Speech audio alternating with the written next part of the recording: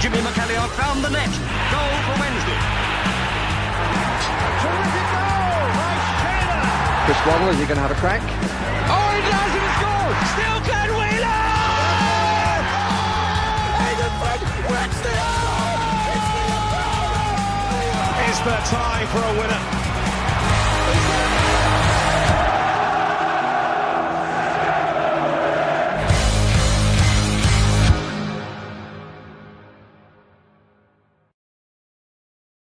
Hello and welcome to Wednesday DN35 Podcast. This is the preview show where we speak to the opposition to get insights to what we're to expect when the two sides meet. Next up is Grimsby Town in the third round of the Carabao Cup. They're making the trip inland from the coast to Hillsborough, a Hillsborough that will have a very strange atmosphere indeed come Tuesday evening. But I'm delighted to say that I'm joined by Alex from the DN35 Podcast. Alex, how are you first and foremost? All good? Yeah, not too bad. I still find ways of being able to put into conversation that we beat Manchester United, and it's not worn off yet. So yeah, I've got a lot of '90s repressed rage to get out at people. So yeah, there's no one safe. Well, Alex, I will give you a chance to talk about that game in a second, but we are live as well. So if people do have any comments or any questions that they want to pose to Alex at all, then yeah, do get them in, and I'll try and read them out. Probably at the end of the show, but yeah, do get all the questions in. Alex, I normally start these episodes off by talking about like the previous meetings. Now there isn't many between Sheffield Wednesday and Grimsby Town. Certainly not in recent history anyway. Just the 10 since the turn of the millennium. 8 in the league, once in the League Cup, and then once in the LDV Vance Trophy as well. Last time out it was this last year in this exact competition, the League Cup, just the round before the second round. We ran out 5-1 winners in the end. I must admit, it didn't feel like it was going to be a 5-1. Certainly not at half time. Anyway, when we were behind, you have to go back to 2004 for Grimsby's last win against us. Once again at Blundell Park, Darren Mansaram and Tony Crane. Remember him, Tony Crane? He played for us as well with the 2 goals that beat us that day. When it comes to Hillsborough, for us it was New Year's Day 2001. Gerald Sabon scored the only day. There's a lot of draws, by the way, when you do look at the recent I can imagine. And then last time Grimsby beat Sheffield Wednesday at Hillsborough. Do you know when that was? It was before my time. Not a clue. I assume from tomorrow it'll be tomorrow. But what was it before that? 1981, a 2-1 win that day. I've no idea who scored. I can't be bothered to have a look. It was ages ago.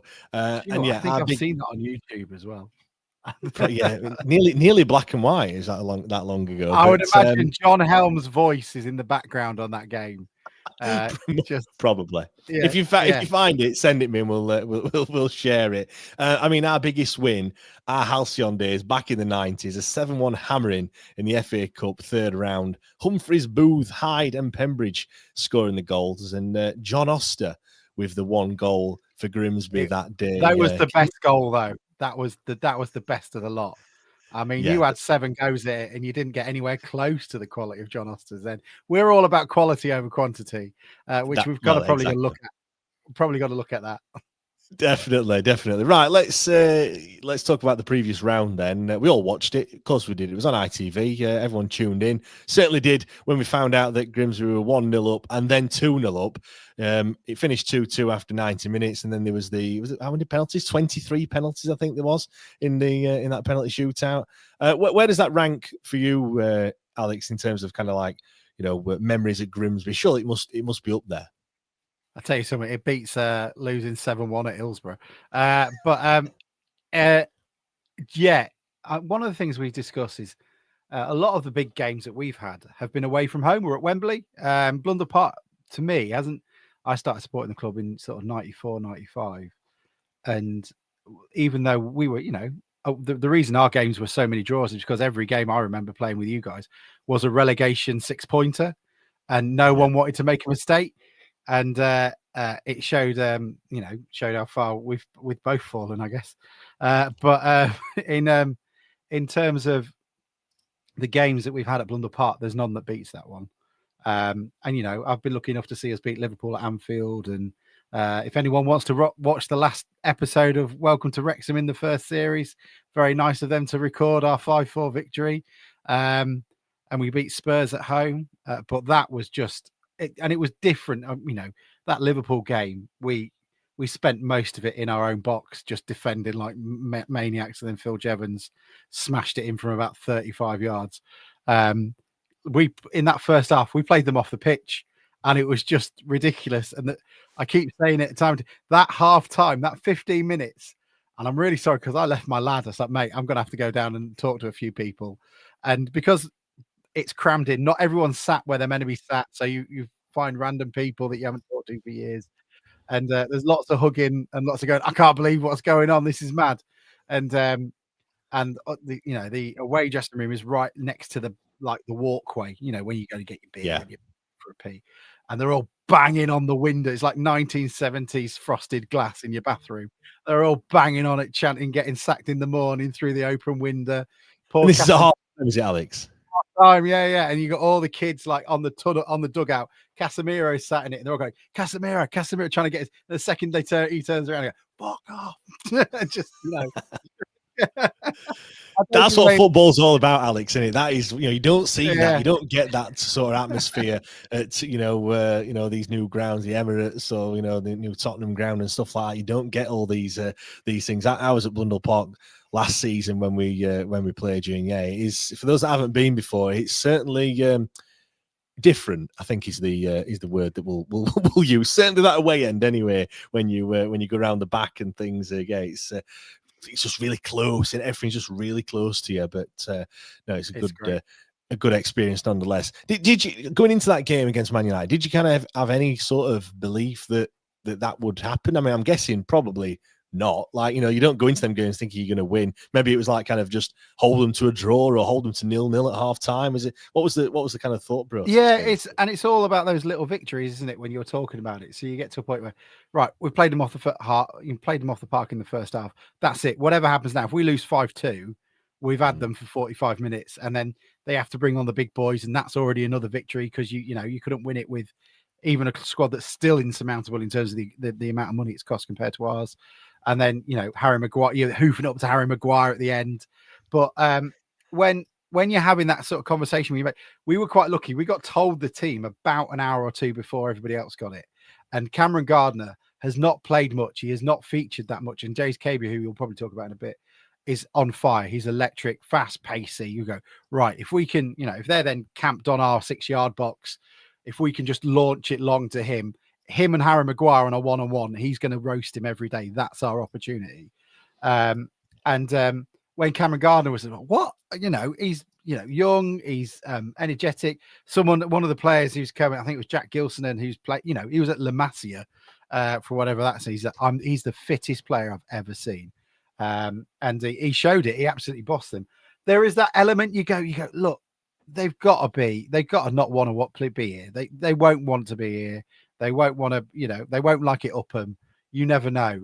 But you don't, in your wildest dreams, expect you to play them off the park, and then having to watch them rely on, relatively dodgy refereeing calls to stop the third from going in. So yeah, it was incredible, and I didn't really expect it, but it was a hell of a day. It felt like an away game, if anything, because everyone kind of made a meal of it. They met up at the pub before, and most of the time people just rack up and go in. But we all made an effort, and we were drinking tinnies on the way into the ground. So I don't think I've done this when we're playing Braintree at home. So yeah, different. What were the celebrations like after that game? Did they go long into the night? I didn't get home till 2:30 in the morning. It wasn't bad. I was on 5 Live at 6 the next day, which was hilarious. If you want to hear a man trying to pretend to not be drunk, it was good. We all went straight into town. I had my boy with me, and luckily my mum doesn't live too far. She lives like 5-minute walk from the ground. So like, dump him in, put him into bed. Right, see you later. Call the Coast Guard if you don't see me by 6. And there's many Wednesday fans might know the Swashbuckle Tavern on the corner. It's looks like a pirate ship inside. It was hot, sweaty, and rammed to the rafters. Some guy had paid like 60 quid in a taxi to come from who gives a shit in the middle of nowhere, Lincolnshire, to come into town just to celebrate. And the coaching staff came out about 12:30, 1 o'clock for a few beers. By then, everybody else was already paralytic. The Jaeger bombs were flowing. I'm sure they were. We'd probably liken it to when we beat Peterborough in the playoff semi-final, having been 4-0 down, and that was kind of similar. There's people you're getting messages and pictures from people all over town, just enjoying that evening. Obviously, totally not planned, because everyone's probably thinking we're probably going home at half time when we've conceded another 2 goals and it's game over. But yeah, that evening I was just absolutely buzzing. I couldn't sleep or anything. I was just like absolutely wired, just reliving the whole day, which I'm sure you've done as well. Let's stop talking about the Man United game then for a second. Your manager, David Artell, what do you make to him? Because he can be, from what I've heard, quite the passionate chap, can't he? Love him. Absolutely brilliant. He started Rocky. He came in and we were touted to do all right with the team we'd got. We'd got to the FA Cup quarter final, made a bit of cash and sort of recruited Paul Hurst, who was with us at the time. It didn't work. The recruitment was poor. And then Artell came in, and I think he wanted to play the football he plays now with that set of players. They showed at times they could do it, and then they really couldn't. So we got battered quite a lot. And I mean like 6-1s, 5-1s. And the temperature was turned up, and with non-leagues looming, people go, including myself, going, look, this is not maybe what we need to be doing. He turned it around. He became pragmatic. He basically used those clod horses to try and get us as far up as we could, managed to save it. And then this year, he's really been able to sort of stamp his authority on the team and really play in the way he wants to. Fast flowing football on the transition, really quick players on the wing, a couple of shithouses in the middle to frustrate people. Absolutely what you want in a team. And he's been able to do so with really good authority. I think the fans, he's got so much credit in the bank anyway from last season. We didn't expect to be 45 minutes from getting in the playoffs.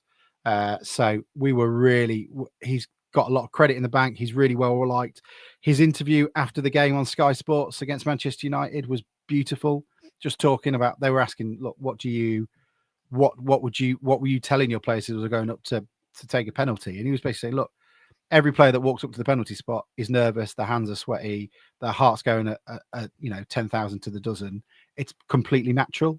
That's first bit. Try and cope without those emotions. And then the next part is just a technical exercise that you've done every day of the week.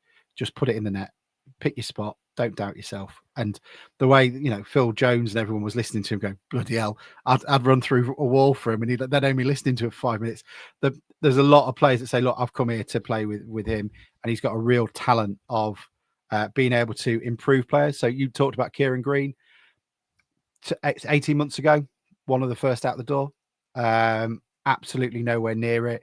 David Artell says he looks knackered eating cereal. And he is, but he has been transformed. There's a couple of players in that team that were bound for non-league relegation. They were, Harvey Rodgers and him are still 2 of the first team names on the team sheet. And the way he's been able to improve them and the way he does improve players is huge. Yeah, I can't admire more. Though he did stomp me out of cricket over the summer because someone did pull out a tweet that someone had put something on a forum and go, I basically tweeted, this is how I feel. And it was basically, look, this is not going the right way. We're in trouble. And someone showed it to him a couple of minutes before we played cricket. And I went for a run that was not there. And the assistant manager gave it to him, and he basically just coaxed me in before the crease and then stumped me out. There's a photo somewhere of him being exceptionally happy about it. But I don't mind it. If we get a couple of games like we've done already this season, he can do that as many times as he wants. I was just about to say that. No hard feelings though against him. What's his playing style like, Alex? How has he got Grimsby Town playing football? Yeah, really beautiful. So press high energy. We break down the place, turn over the place so often. That's not something I've really seen us do for a long time. And then we're quick in the transition. If you come to play us and force on us, we're pretty good at being able to get behind you and sort of break you down. What we're struggling with this year are the teams that sit back, take their time on the ball, and frustrate us. We haven't really found that person capable yet of being able to just find that half a yard in tight space and flick it in from 20 yards out. Who does? But that's where we struggle. But the football's the best we've seen for a long time. People are enjoying it. They're still learning. This is not a finished article yet. I would still fully expect us to be in and around the playoffs, but given how we started, we don't mind.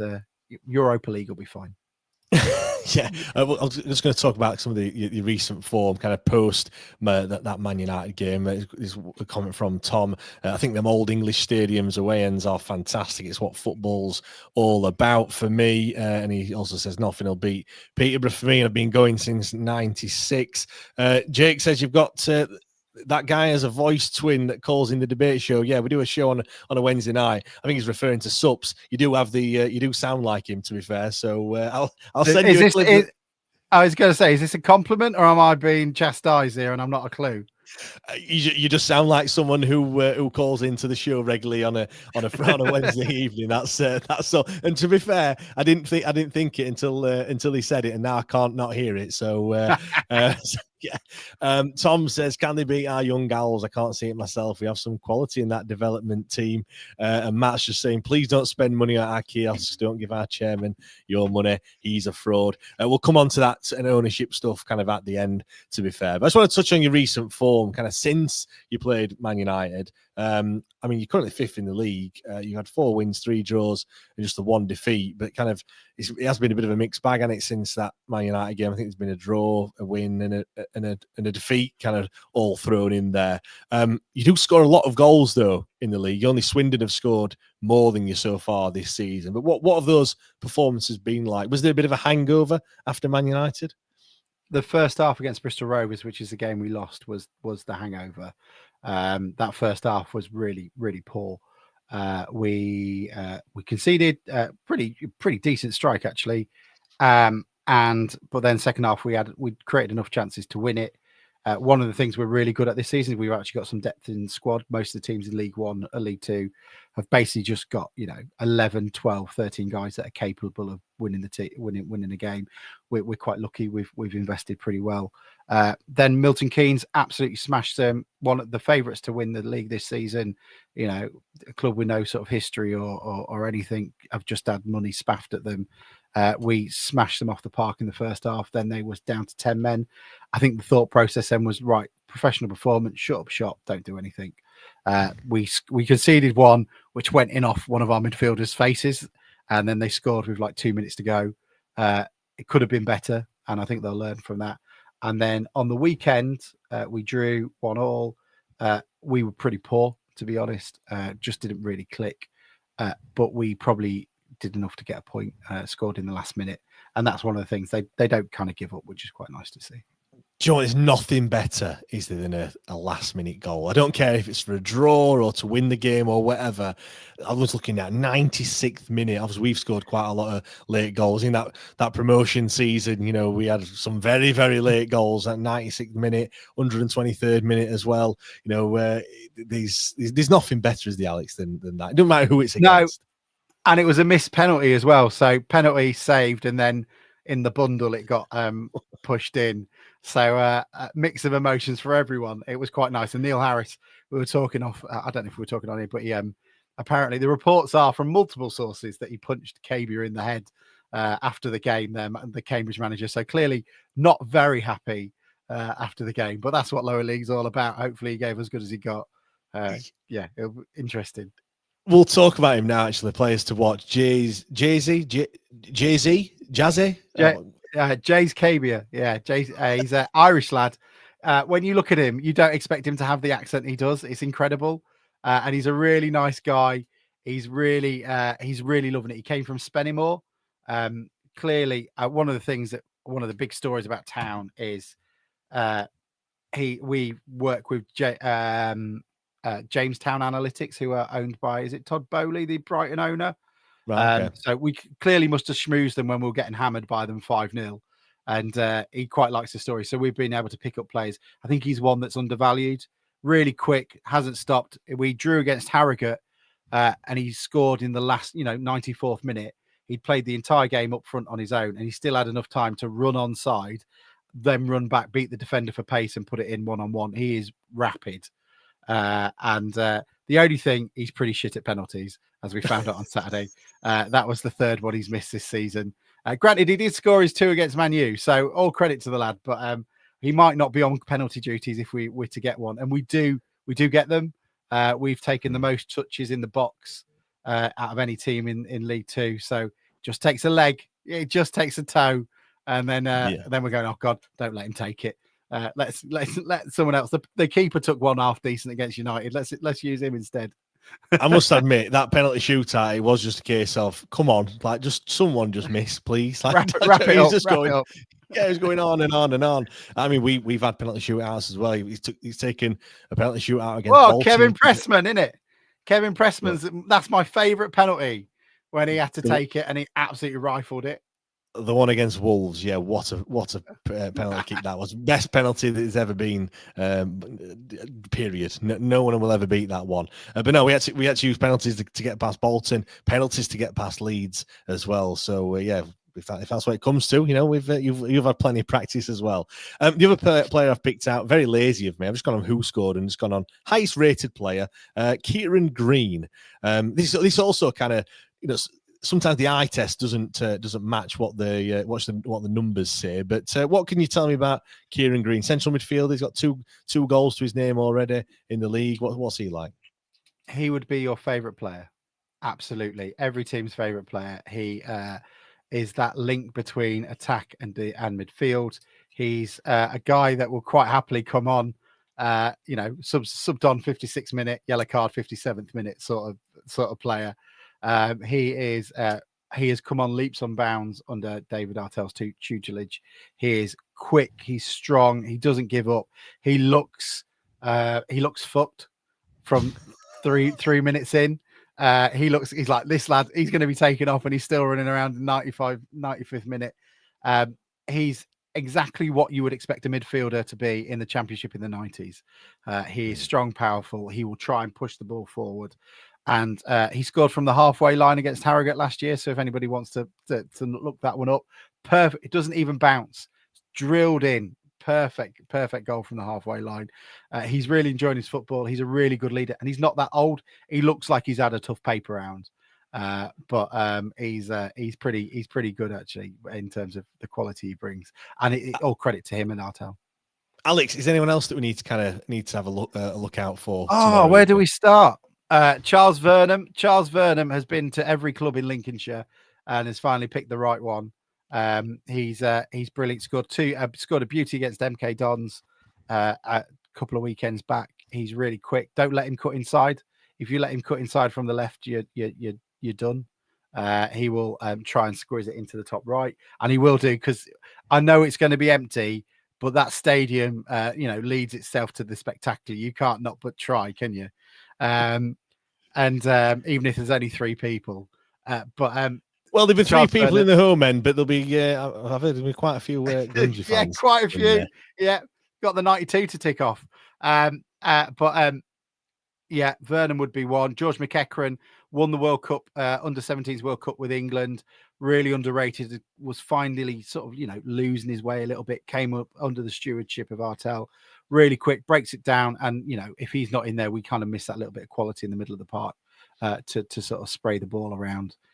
But for once, I can say there's quite a few, and I'm really loving it. And I'm very happy at the moment. I don't know what to. I'll be honest. I don't know what to say. I don't understand this. Our podcast is shit now. We've got nothing to talk about. It's just it's really good. Already. Yeah, it's really good, isn't it? Yeah, thanks, guys. Yeah, we'll see you all next week. It's not like, you guys are going through the absolute ringer at the moment. And we know what it's like. So we used to have things where on Christmas Eve, there's 4 or 5 different statements coming out from different people. People are, you've got a guy convicted of mortgage fraud who's going to be the majority shareholder at some point. At least it was terrifying, but it was content and we could talk about stuff. Just, we're Good.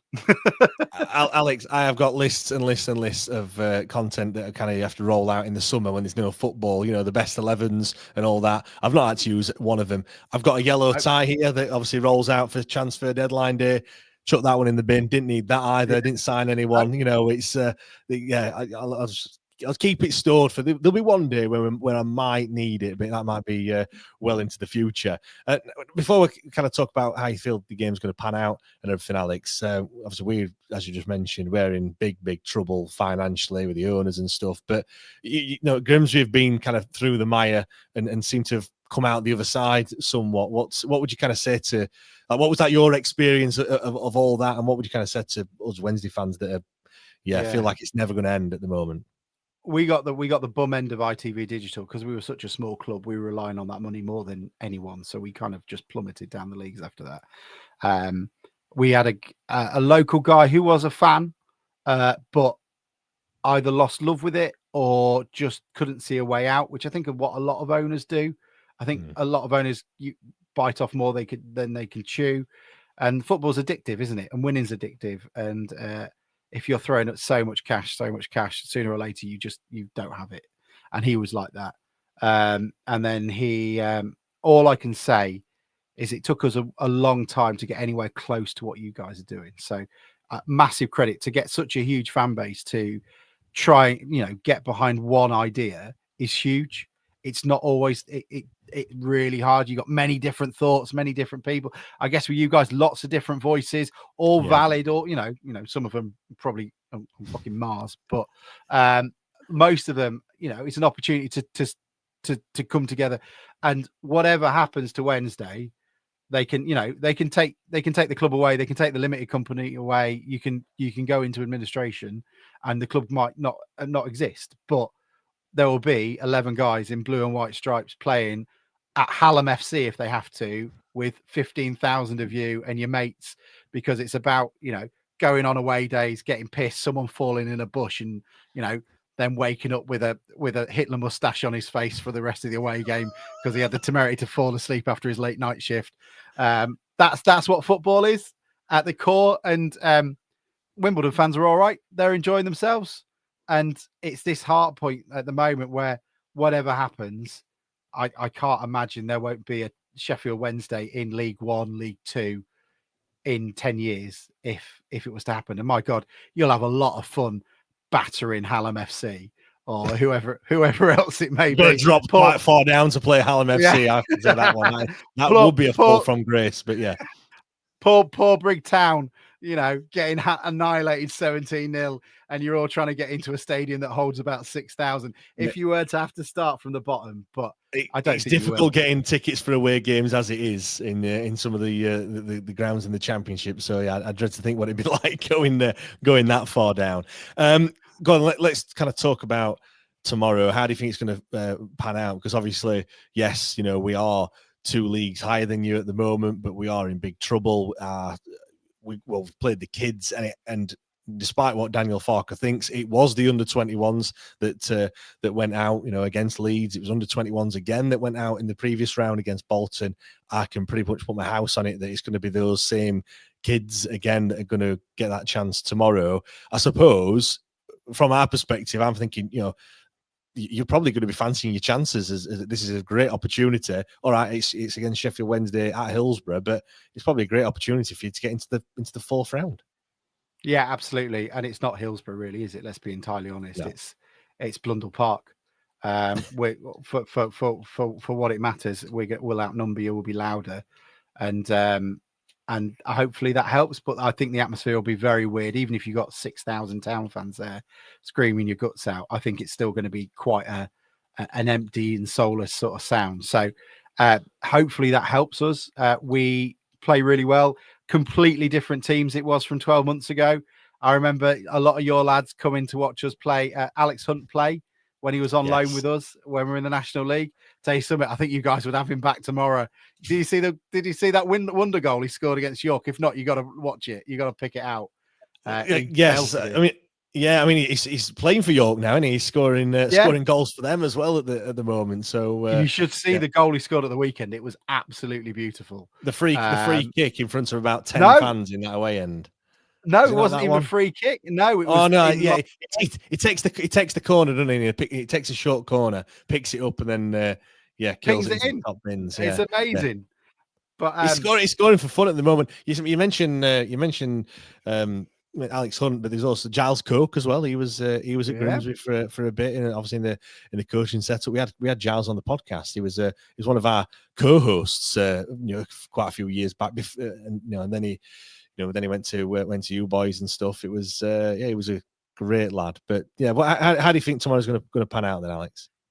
I think it'll be boring. I think it'll be 0-0, and I think we'll win 15-14 on penalties because that seems to be how it goes. I don't know. I don't know how your lads will play. I think that's a benefit to you. There won't be many opportunities for us to have really dig into what those guys are capable, what those lads are capable of. Which that fear of the unknown is a massive thing. I think we'll be well up for it, and I think this is an opportunity to move into the next round. With all due disrespect, but it's. I think it's going to be a strange one because for us, you look at the one before against Leeds, and massive underdogs. Everyone thought Leeds was just going to walk it. We were just kind of hanging on, and it's very easy just to do that because it's kind of accepted. The kids are just there, and you can do that. I think it's going to be different this one because, albeit yes, it's still the under-21s, but I think there's going to be a slight bit of a little bit of expectation to actually have a little bit of a go, because again, you're not Leeds, you're not in the Premier League, you are a League Two side. So I think some of those lads will half fancy the chances a little bit, as in they're not just going to camp themselves out on the 18-yard box and just kind of park the bus. So it's going to be interesting, and I think that's kind of where we might come unstuck a little bit in that you might pick us off a little bit, but I think it's not as easy as it is. The closer that the two teams get in terms of kind of ability and stuff, the harder it is in a weird way. Yeah, and I think if it was played at Blundell Park, I think the job would be a little bit easy for those lads. Yeah, but just hold on. You're not favourites for it at this place. People expect Grimsby to do something given what they did in the last round. So, you know what you're doing. You're capable. If we're playing for set pieces, then you guys are more than capable of putting them away. At home, even with it being as it is, there's still there's that element of you need to push on and you need to play, and that creates gaps. And I think that's where we might be able to take advantage. It'll be interesting to see. They didn't do themselves any justice on Saturday, so Artell is not afraid to ring the changes. We've got a couple of players that are still out injured. Cameron Gardner, unfortunately, after that performance he put in, went to the under-21s in Scotland and immediately pulled a hamstring. So he's out. There's a couple of others as well. But we've got some pretty experienced shithousers in like Danny Rose and stuff like that, who's been around the block.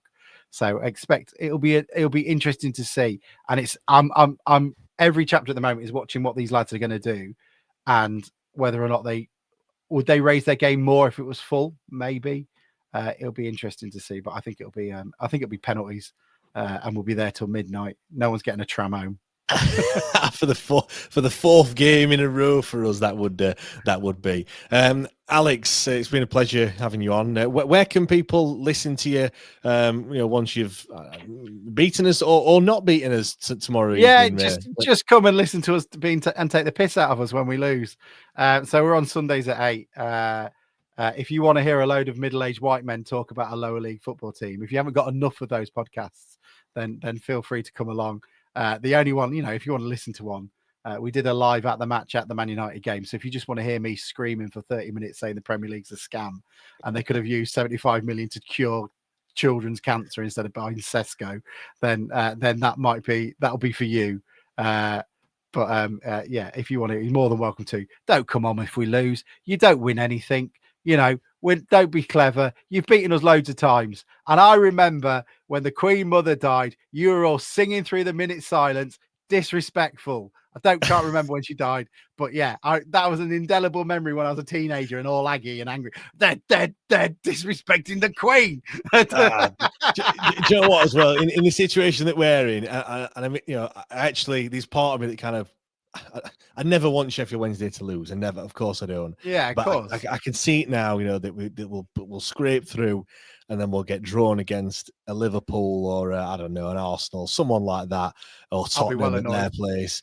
And then it won't be at their place, it'll be at Hillsborough, and then everyone will want to go, and then it kind of like, and then we get the whole infighting again. Let us do you a favor. Let's stop the arguing. But let's be funny. The only ground that everybody wants to do this year is Everton away. Let's be entirely honest. That's what everybody wants to do. Tottenham away is another one, I suppose, is a decent one to tick off. Oh, I don't know. It's a pain in the arse to get there and get back. I mean, well, you're from down there, or you're from closer there than what we are. Yeah, they did an awards thing, and we went to it. We didn't win anything. It was that one. The FSA awards. The less classy one. The FCA, the football content. Yeah. And they did it at Spurs, and who was it? It was the one that I think probably all support Sheffield Wednesday. Like, is it Under the Kosh? They won. They all sound like they support Wednesday, and we then come out. We just left it. We drank the place dry, free drink, and ate all the free food, and then we came out of White Hart Lane. It's fucking miles away. I'm in Grimsby, and there's less public transport options here than there is up north. What's going on? We'll just go for Everton away. It's got a Costco nearby. We can all then get cheap fuel. Easy. That's what we want. Just for wrap things up, for those listening, I will be doing a watch along tomorrow. I won't be there. I will be at Wards the Bridge Working Men's Club, where there's going to be lots of Wednesdayites watching the match as well. So do join us either in person or you can watch that on YouTube as well, and do get involved. So that should be a good one, whatever the score is. Alex, massive thanks for joining me again. Do really appreciate it, and all the best for the rest of the season. And whoever wins tomorrow. If it's you boys, I don't really. No, I'm not. Any time, and we'll make sure we don't spend a penny in there. If you need us to crack a few seats, the ones that say his name. If you need us to run over and smash the seats up, we're that sort of team. We'll help you out. Exactly. Well, you're in the north, so in the north stand where his name is adorned across those. We'll smash him up for you then. That's all right. Don't worry. Sounds good. There's a lovely Aldi across the road. Berry's pork sandwiches. You can get those before the game. Not a problem. Don't encourage us to start drinking stubbies. This'll end badly. It will just be. And I know that stand looks massive, and I'll be honest, none of our fans are very fit, and they'll be all having a stroke by the time they get down to the bottom of it. If we've won, some poor bloke is going to try and invade the pitch, and will fall off that massive ledge. Alex, I've been to Cleethorpes before. I've seen the clientele in Cleethorpes. Maybe it is Aldi that you're going to be going to before the game. So, no, my friend, no. Alex, massive thanks again for coming on. I do really appreciate it. And again, all the best for the rest of the season.